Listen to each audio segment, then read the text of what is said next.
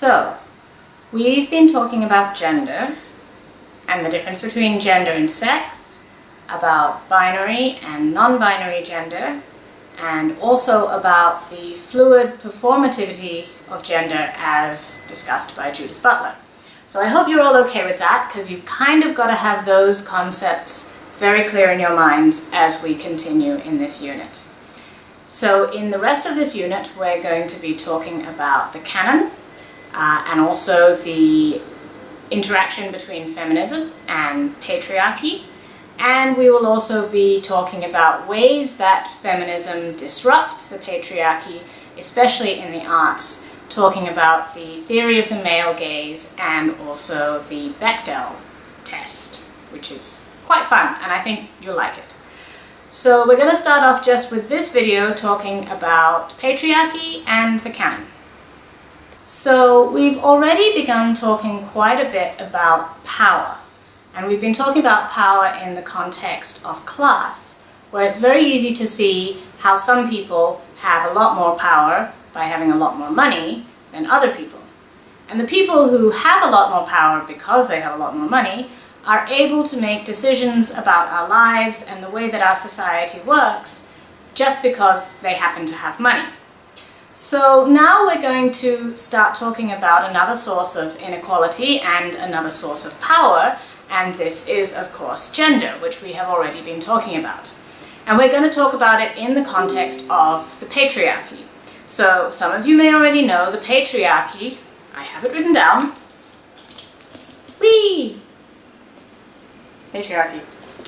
The patriarchy is a social system in which the men in the society have an advantage or have some control in terms of the power that is available in the society. And of course the opposite of a patriarchy is a matriarchy. And patriarchies can come in many different forms in which men have different kinds of power. So they may have, in some patriarchies, they may have financial power, they may control all the money.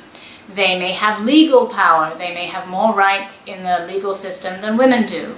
They may have political power, they may have business power, they may have all sorts of other religious, social, political powers. So patriarchies exist in different ways, in different forms. Basically, at this point in time, every modern social system in the world, sad to say, is a patriarchy. There used to be matriarchies that existed, and of course famously, as you're all Malaysian, you will have had this drilled into you. The Minangkabau had a matriarchal system in which women owned and controlled land, and then that land was passed down to their daughters instead of being passed down to their sons. So that was a matriarchal lineage inheritance system, but possibly there were other parts of that Minangkabau society which were not matriarchal, which were actually patriarchal. A lot of the things in today's world, in our society, are patriarchal. Basically, very, very sad to say, men rule the world. You might find it difficult, especially when you look around in our classrooms and you see that the majority of the students in our classrooms are women, and many of your teachers are women. It can be difficult to see how this patriarchy actually works in real life. But you've got to look at the larger structures of power to see where those people who have the most power, where they are and who they are. So for example, if you look at our government, our Prime Minister is a man. Our Deputy Prime Minister is now a woman, and I think is the first female Deputy Prime Minister in our history, which is a great gain, very good. But if you look at the lineup of our ministers, obviously men outnumber women by a huge amount. It's the same if you look at CEOs of major companies. Most of the CEOs of major companies are men. Yes, there are a few women do manage to make it to the top, but most of them are men. And mostly when you look at structures of power, you'll see that the ones at the top have the most, the ones who have the most power are the men, and there may be many other people participating, but usually the ones who have the least power or the least social influence are the women. So you can see how the same structure applies within the arts industries that you're in. In some of the arts industries, the patriarchy is more obvious than in other industries. Take, for example, film. Film is extremely patriarchal. Most of the directors, the producers, the cinematographers are men. Yes, you'll have film stars who are both men and women, but you'll see that overwhelmingly the male film stars get paid much, much more than their female counterparts, even if they're equally popular. If you look at other art industries, like for example theatre, you will see again, most of the directors are men, most of the playwrights are men. If you look at dance, dance is an art form that is full of women, but when you look at the upper echelons of power, you will see that a lot of the artistic directors are men. There are more male artistic directors than women who are running companies, and there are more male choreographers than there are women who are actually making the work. So oftentimes you see that those people who are in positions of influence and power and actual creativity tend to be men. In the music industry, it's the same. The conductors tend to be men. The composers tend to be men. There are, of course, lots of women musicians, but they're not in the same position of influence as the men are. You could argue that this is biological, that in some way, either because they have more testosterone or for some other biological reason, men are more evolutionarily, naturally adapted to being in a position of leadership, or they are capable of doing things on a more excellent level than women are capable of doing those things. So maybe you believe that biologically, scientifically, naturally, men are better composers, men are better directors, men are better cinematographers, because there's something naturally better about men than women. You might believe that. If you do believe that, I don't know what to say to you. But science has proven that women and men can do the same jobs in equally the same way. So why is it that in all of our societies in the world, men tend to be able to hold on to the power and women tend to not to be able to get the power? If we think of it in the same way that we think about money, these distinctions become a little bit more clear. What's the easiest way to get more money in today's society? How did, for example, Donald Trump get his money? Donald Trump became a billionaire because his father was a millionaire. Once you have money, it's easy to make more money. Once you have power, it's easy to make more power or to stay in power.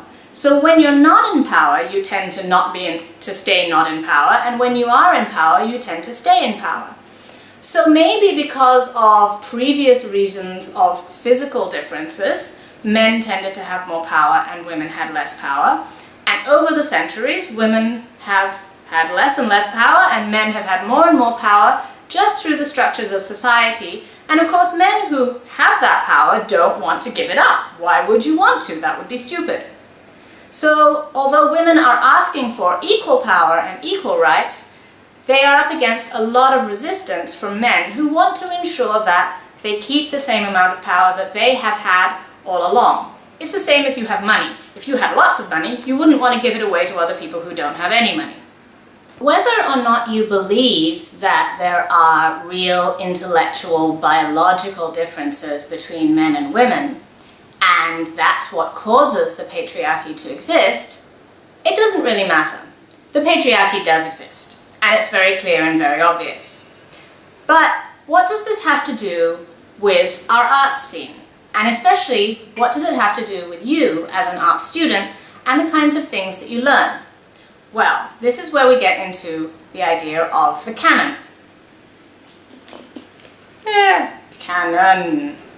Okay, now like all English words, obviously this word, the canon, has many, many different meanings. And the meaning that we're going to use in this class is a very particular meaning, and it may be different from the meaning that you already know. So I know in music the word canon has a particular compositional meaning, and also in dance the word canon has a compositional meaning. So in dance it means when you have a line of people and they do the same movement, one after the other, that's a canon. So this canon that I'm talking about is not the compositional kind of canon. So let's get that straight.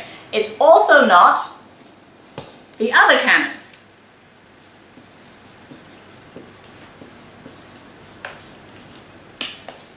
It's not that canon.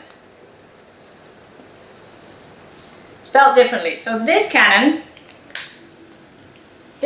is the one that shoots very large metal objects out at castles and blows them up. That's not the kind of canon we're talking about. This canon, N-O-N. So this canon that we're talking about is everything in academia, in a field of study, so say biology or literature or theatre, everything that you are taught that is important, that is considered to be the most excellent, the most interesting, the most important things that happen in that field of study. So, for example, it could be the important people in the field, so tokoh-tokoh di dalam bidang itu. It could be the important events that happened in that field, so peristiwa-peristiwa yang penting di dalam bidang itu. It could be the important discoveries, say if you were in science, what you would consider to be the important discoveries. That would be part of that field's canon. It could be the important artwork, so in art, it is definitely about the important artworks, karya-karya yang dikira penting di dalam sebuah bidang seni itu. So, for example, let's take a very obvious example. In theatre, in every theatre discipline in the world, if you study theatre at a university level, at some point you're going to study something about Shakespeare. Shakespeare is a very important part of the theatre canon.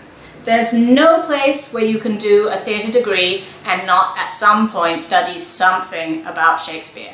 Even if it's just to say, oh, Shakespeare's very old-fashioned, we don't study him anymore, but Shakespeare will be mentioned at some point, you know that.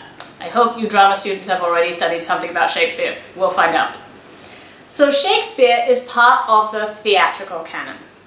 For the musicians, you might think that, okay, consider to be part of the canon all of the composers that you're studying, all of the major works that they have, all of the major eras in music, so Romanticism, Expressionism, Baroque, all of those things are part of your canon. And for you, you would think, okay, it's part of what every educated music person or drama person or dance person should know. So for dance, you might say, okay, when you look at all those people in dance history, the very major names in dance history are part of your canon. So it's the people, it's the artworks, it's the discoveries, it's the great breakthroughs, it's the history-making events that are considered really important in your field. So Watson and Crick are very important discoverers in biology. They discovered DNA. They're important and they're part of the biology canon. But they're not important and they're not known at all in the theatre canon because they never did theatre. So Watson and Crick are in the biology canon, but they're not in the theatre canon. Sometimes canons can overlap, where you have someone who's very important in more than one field. But usually, Shakespeare, for example, is very important for drama, but he's not important for music, and he's not important for dance. What's the connection between patriarchy and the canon? Well, it's kind of a similar thing to when we were thinking about what Hume's theory of class was. Hume said that how do we know, his theory of taste, how do we know what makes good taste? How do we know what is good artwork? We know when we look at people who are educated and intelligent and they have a lot of experience, and whatever they think is good artwork, we should also think is good artwork, or that is good artwork.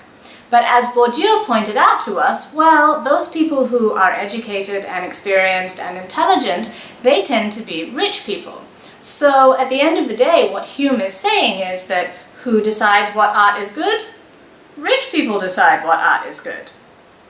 And it's the same with the patriarchy. In a world in which men have more power than women, who decides what we study in school? Men decide what we study in school. So you can look, for example, at all the theorists that we have studied in this class so far. Schechner, Goffman, Hegel, Bourdieu, Hume, they're all men. Judith Butler, One woman, so far. So you can see that yes, there are women, but it's the same as in Parliament. The men vastly outnumber the women. So the men are basically making the decisions about what theories we learn. And the men are making the decisions about what is in the canon that you are taught in school. So the canon basically makes up the core, the basis of everything that we learn. What gets put in the history book for history of music or history of theatre or history of dance, that can be considered the canon. Those things that are considered the most important things that you as a dance, music or theatre person have to know, wherever you are in the world. So, who decides what's in the canon? Men decide what's in the canon because most of the people who are in power, and again, as we know, history is written by the victors, the canon is written by the victors too. If most of the directors are men, and most of the composers are men, and most of the choreographers are men, the kinds of works that they will choose as being good works are the kinds of works that are made by men. So for a long time, it was very difficult for any women at all to break into the canon. Women's work was considered to be either not good enough, or sentimental, or somehow lacking, and it's when it was different from male work, it was considered to be inferior because it was female, not really for any other reason. You might think, oh no, but actually the women's work just wasn't as good. It wasn't as good as the male work. Yes, that's also possible, but there are many reasons for this. The women's work wasn't as good as the male work because women were shut out from many ways in which they could become better artists, as they are shut out from ways in which they can become bosses of companies and ministers in government. For a long time, women were not allowed to go to school. Only men would go to school. So if you can't go to school, how are you going to learn to be anything, let alone an artist? For a long time, it was considered to be women had to be in the home and looking after the children, and so they weren't encouraged to become artists or to have creative passion. And it was also considered that, at some point they would give up their career and they would have children, and so why would you train them to become leaders when you know at some point they're just going to retire and become housewives? So for this reason, there were many, many restrictions against women being in certain fields, being in most fields. And maybe, I hope, that for you, in your generation, you may not have experienced many of these restrictions. I hope for you, for the women and for the men, that you've never had a time when someone said to you, oh, you can't do that because you're a guy, or you can't do that because you're a woman. A friend of mine who's 42 years old told me the other day that when she went to Imperial College in London, she's Malaysian, she's very clever, and she went to do biology, she got really good marks in biology, and in one of the classes that she went to, one of the professors there said there was no point teaching the girls because the girls were only going to get married and retire. So that's not that long ago, that's 20 years ago that she had this said to her in one of the finest universities in London. So these are the kinds of restrictions that ensure that women don't get the kind of background and knowledge and experience that allow them to make the kind of artwork on the same level as men. So if you say that, oh, women's work is always kind of worse than men's work, well, there's probably a reason for that. So after this lecture finishes, I'm going to ask you to put in the list, in response in comments, a person from the canon in the field that you are in, so in dance, music or drama, and at the end of the day we will try and count up how many of those are men and how many of those are women. And you can see from that, especially if you're in music and you start to think about who are the female composers, and if you're in drama and you start to think about who are the female directors, you'll see very clearly that there is a gender difference in the ways that our art is made. So after a long time, millennia, centuries of enduring this, obviously some women artists found it to be not very endurable. And they have tried to change it. They have tried to, what we call, disrupt the canon. Disrupt the canon. Meaning to try and break down the canon, to question why the canon is structured in the way that it is, Why are some people included? Why are other people not included? And also to try and force new perspectives, new ways of looking, new people, new breakthroughs, new artworks into the canon that the canon didn't accept before. So let's talk about that example in music. This is a little book called Art Theory, a very short introduction, and it's written by a woman named Cynthia Freeland. And we've already looked at it earlier about Hume and Hegel and I think Bourdieu. And so now we're going to look at it about the canon and the revision of the canon, or the disruption of the canon in music history. In a book called Gender and the Musical Canon, a theorist or a historian named Marcia J. Citron studied relatively new textbooks of music history to see how they adopted different models from standard texts of musicology. So she took music history books, old ones and new ones, and she compared them. How are the new ones different from the old ones? Some women composers, like Clara Schumann and Fanny Hensel, are now recognized in major texts, but not many. So she saw that in the old ones, when they talked about who were the famous composers, they were all men. Then when she looked at the new ones, she saw that, okay, there were one or two women mentioned, but they were mostly men. There are consequences of canonicity in music. So there are consequences of having a canon in music, and in any other art form. Just as people in the history of art books are also the ones whose work we see in museums, so also do we hear more musical performances of people in the history of music books. So she says there's a real outcome to what we study and what is in the canon. If you're in the canon, if you're Shakespeare, if you're Mozart, if you're, I don't know, Cunningham, your work will be studied, your work will be performed, your work will be transferred around the world to museums and theatres and lecture halls and concert halls and be performed again and again and again, and more people will be exposed to it and more people will know about it. If you're not considered to be part of the canon, your work will not get this wide range of exposure and it will never really be accepted. So there's a big difference. It makes a big difference whether or not your kind of work is in the canon and your kind of work is not in the canon. So it does make a difference to artists' lives and the kind of art that we consume and the kind of art that we think is good.